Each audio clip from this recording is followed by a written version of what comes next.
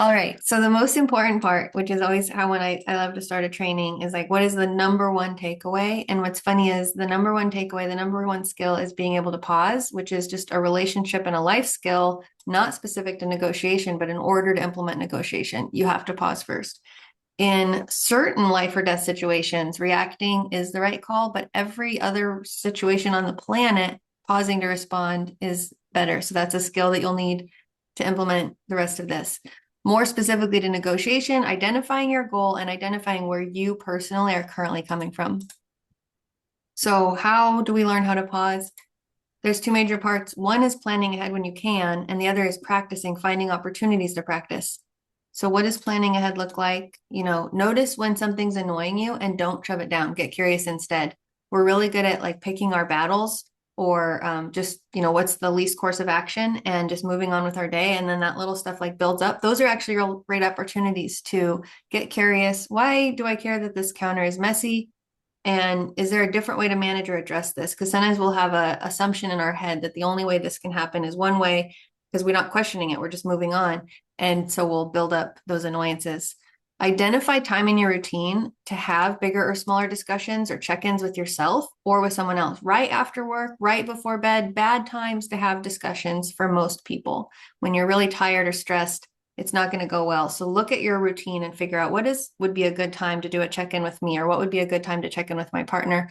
And then that way it's proactive. It can be a little bit awkward to feel like I'm having a meeting and we have an agenda and it's scheduled on the calendar, but then there's an open forum. Everyone knows what to expect. Things don't build up because you're regularly having these check-ins. So it's worth the awkwardness. And then lastly, asking for consent because we shouldn't give people feedback without their permission because it's really ineffective. Like whether it's rude or not, it's ineffective because we're all pretty fairly wired to take criticisms poorly. And a lot of people take suggestions as a criticism. And especially if it's coming from someone we care about. So if you can say, hey, can I share something with you? And you're checking in with yourself that your goal is to make the relationship better, then you both have the best chance of the feedback being heard and at least absorbed if not have the discussion then, because depending on who you're talking to, they might need the type of person who needs some time to process. And if you know that about them, it's even more loving to say so, like, hey, I know you might need some time before you respond, but is this a good time to give feedback? That gives them a great opportunity to respond in a mature way, and you're also set up to handle your response to their response in a mature way. And sometimes we can't plan ahead, so we look for these little opportunities to practice.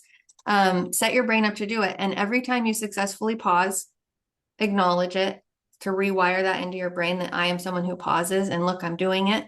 And then when you don't, put it into a future plan. So like the next time my dog gets scared of something stupid and he's barking nonstop for a few minutes, I'll know I have a shorter fuse after that. So I'll plan extra to pause for a little while until my nervous system can get back under control from all the barking. And even better, if you don't pause and you react in a way you didn't like, rehearsing in your brain as if it had gone well is really, really powerful. So, like someone used a rude tone with me and then I responded with annoyance. If I had paused, I could have been like, hey, what's going on? Why are you talking to me like that? And that would have been better for me. So, just rehearsing that in your head as if that happened, your brain doesn't actually know the difference and it will rewire you to respond that way in the future. So, every time you mess it up, that's an opportunity actually to rehearse how you wanted it to go. And remember that every new skill starts out awkward and inconsistent. There's just no skipping that part. So expect to fail more than you succeed at the beginning so you don't get discouraged. And things start out as a skill. They start out as something we have to purposely, very manually do. And then over time, it becomes a practice. Oh, this is the time when I do this. It's much easier. It's a little bit more fluid, but it's still something you're intentionally doing. Over time, it becomes a state that you occupy most of the time you go in and out of it. And if you keep working at it, it can become a personality trait. I just am someone who does this. Okay. The next most important part, identifying the goal of your conversation. And first, if it's not to make things better, with love and respect, you have to shut up. Shutting up is sometimes the very best, most loving, most mature thing we can do. And I know that most of my best parenting moments came from biting my tongue and saying nothing. And so that is something to pat yourself on the back for sometimes, is just shutting up. So if it's not to make things better, just don't talk. There's an acronym in nonviolent communication and in, I think it's also in recovery work, WAIT. Why am I talking? So if you do that pause and you identify why am I talking and it's not to make something better, then don't, and just go find something better to do. if you do want to make things better, you're identifying what you want. It could be big, it could be small, but remember that the little stuff is the big stuff and vice versa. So there's not like, oh, this is little, I shouldn't be so upset about it, or this is big, I should care more about this. There's no actual scale for any of this. It's all just human life. So like I wanted to plan a trip to Hawaii. My partner says, no, that's impossible. Well, why do I want to go to Hawaii? Why do they think it's impossible? What would I get out of it? What are they protecting? No's are actually much more data dense than yeses. If they say yes, the conversation just kind of moves to the next piece. But if they say no, okay, why? What would make them happier? What are their concerns? Is there a way to address their concerns? There's actually a lot more bonding and connecting opportunity in a no than a yes. And if you can approach it that way, it can be really more fun and interesting than stressful to get a no. A lot of people I know hate hearing a no, and they won't ask a question until they're sure they're going to get a yes. So they might have all these great techniques that are similar to what we're going to talk about to get their partner on board with something before they even ask, because they're so afraid of hearing a no. But that no can actually just be the beginning of a conversation. So why do I want to go to Hawaii? Because I think it would make my partner happier. And why do I want my partner to be happier? So I don't have to worry that he might be unhappy. So it's like, oh, this is actually the selfish reason that I have for wanting this. So asking those two layers of whys can get you to good information. And honestly, planning a trip to Hawaii doesn't guarantee anything. And so now that I've identified that, then like the conversation actually feels much lower stakes of like, I don't need to make this happen so that I can feel confident that my partner's happy. I can accomplish that a different way or not accomplish it at all. And we can still talk about going to Hawaii, but I'm not investing like our well-being in it. Is that planned? Okay. Why do I want to have 3 extra kids over at my house this weekend? To be a good friend of their mom, to get my kids some social time, and to have accountability to get my sewing room cleaned up. I could accomplish all 3 of those things in other ways. So if my husband was like, no, I don't want 3 extra kids in the house, it's loud and chaotic, then I'll be like, oh, that's no problem. I'll do these other ways and get it met. So knowing our reason behind the why makes the no, or that doesn't work for them, just low stakes, and it makes it a much better conversation. And we're going to come back to needs, but it's really helpful to assess your state. If you are, this is another thing from recovery, they call it HALT, hurt, angry, lonely, or tired. That's a bad time to make a decision. It's a bad time to have a conversation with someone because you're not your best self. And so go take care of those needs first before you try to start having the conversation. And then another thing that really helps me is imagining the type of response I'm looking for. If I'm asking my partner for something, I know him pretty well. I can guess, 2 or 3 options of how he might respond. And if I don't like any of those, this is not a good conversation to start. So instead, I need to do a little more work. A guaranteed argument is an argument you can easily avoid. Not entirely. Some things are worth arguing for, but if I think, okay, my partner's very resistant to change and new ideas, it's really helpful if I plant some seeds and like bring some topics up a few times before I bring it up fully. I have a much higher likelihood of success in that case.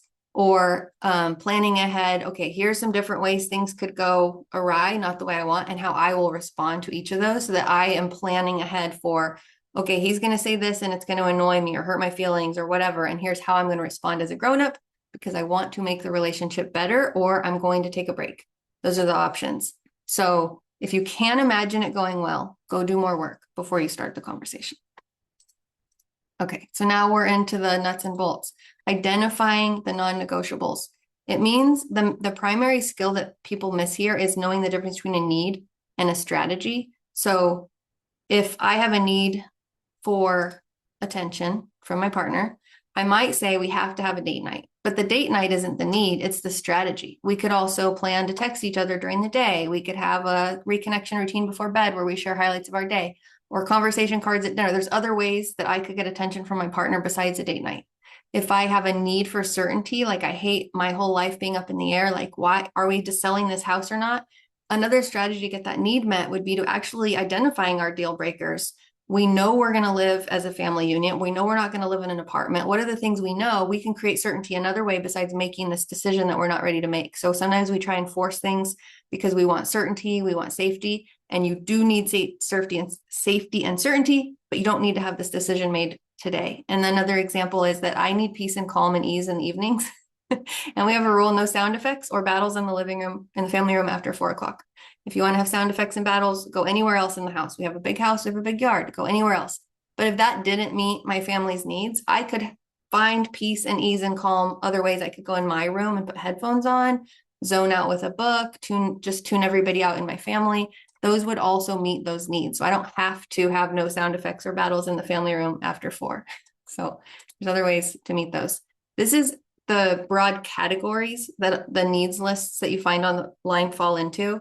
A need for connection could look like a need for kindness or a need for touch or a need for appreciation.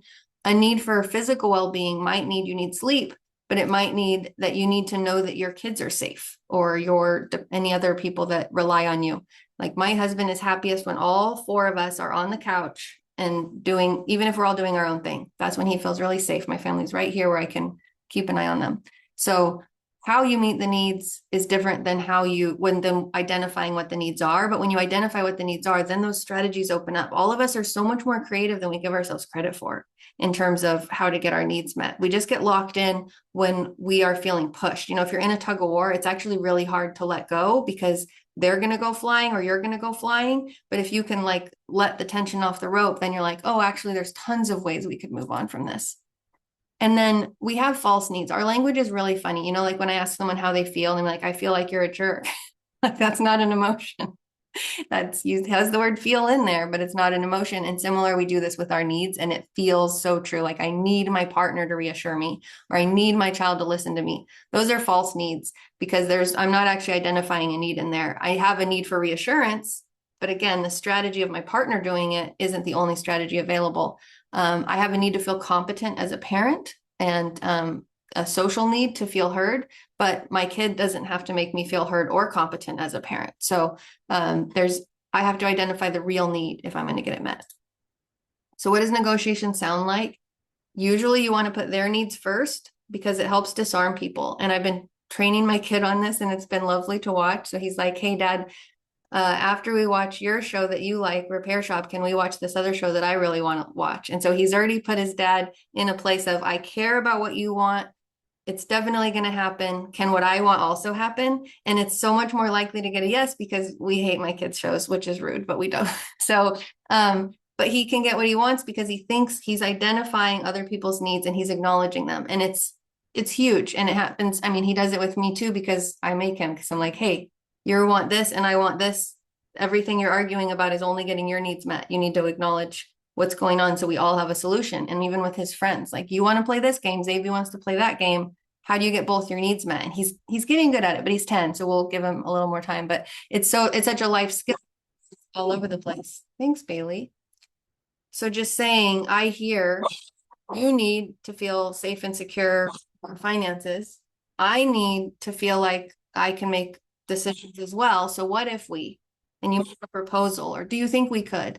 And then you're ready, like I said, for they're not fully on board yet. So they might say, well, that's just not going to happen. And you're like, well, yeah, but what if we did this? And you just keep throwing out proposals until you get more information from them. And then you can start back at the top, like, okay, here's your needs and here's my needs. What does that sound like? And so you can kind of go through that as a loop until you find something where they feel heard and understood. They know their needs are getting met and important, and your needs are also getting met. And it just feels really good. Like, my husband wants a project car. I think cars are really stupid.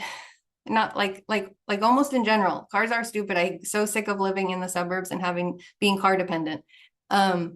But he loves cars. He wants a project car. He wants to take it all apart and restore something really cool. And we're going to do that someday because it's really important to him and his happiness is important to me. So at some point we are going to spend a lot of money on something that looks cool. And that's great because there's other things that that he doesn't care about, like the dog. He cares about the dog, but about the things sending the dog. But when I tell him, like, I know you really care about your car, you deserve to drive one that you love for work because you drive way more than I do and you have a long commute and, he's the main breadwinner. Like, when I say that, it makes him feel seen and heard and appreciated. And then whatever it is that I also need now has more room. Right. And this isn't about manipulating them. It is about, like, as their partner, we want them to feel seen and heard and safe. As my kid's mom, I want him to know that I care about the things he cares about because he cares about them.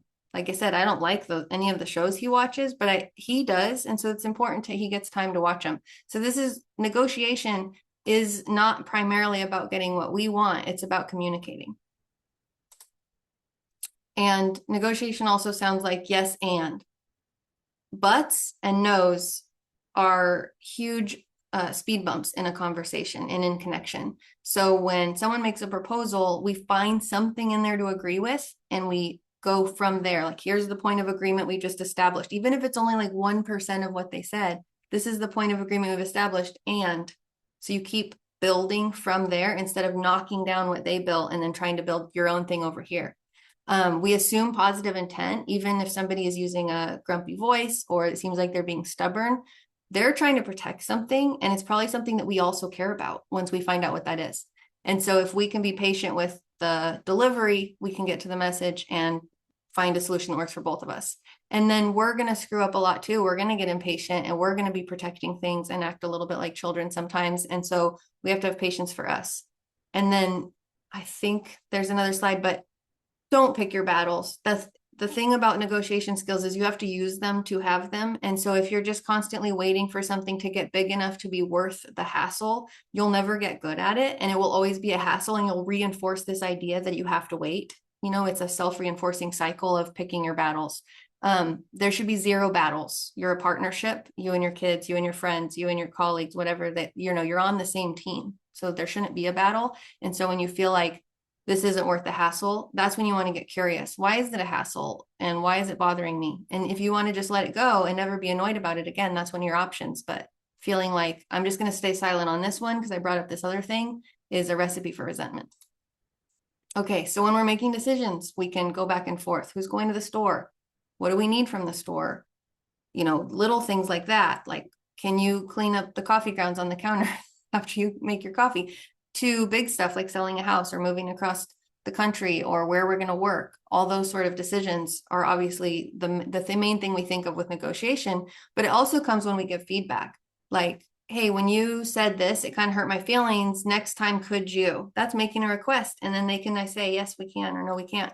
When you're making suggestions for how you think someone else might be happier, like I was suggesting to my dad that he might take some supplements that he had lab work showed he was very low on.